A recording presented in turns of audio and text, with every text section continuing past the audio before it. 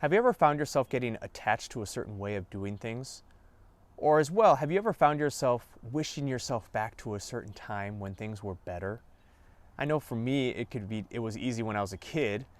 Just one example was when the newscasters on the nightly news would change. I didn't like it when there was a new one because they didn't speak the news the same way. Or the weatherman didn't raise his arm in the same way as the last guy. Or Bruce Downey shaved his mustache. Really difficult time for me because he didn't look the same.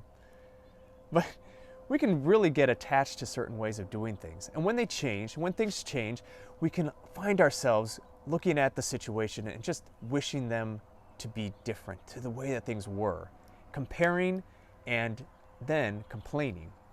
When we complain, then we sound a lot like the Israelites do in the book of Exodus, which we hear from today in our first reading, that we complain like they did against Moses and against God.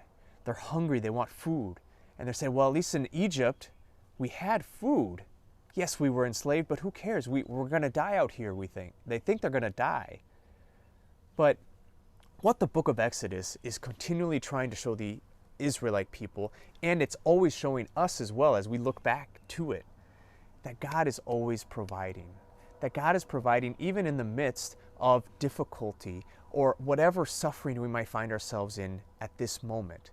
Whatever the ways that things are, God is going to provide. The Israelites forget so quickly that it's God who liberated them from slavery in Egypt. That God who even stopped the advance of the Egyptians from overtaking the Israelite people at the Red Sea. So how is God not going to provide for them now? How is he not going to provide? So we see that he does that. He gives them bread from heaven, manna, and quail.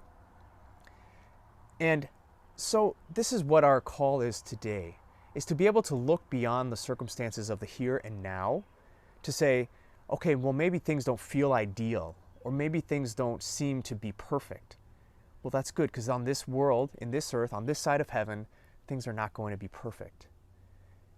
To not look and compare to other times in our lives, but to say, God is faithful. God will provide.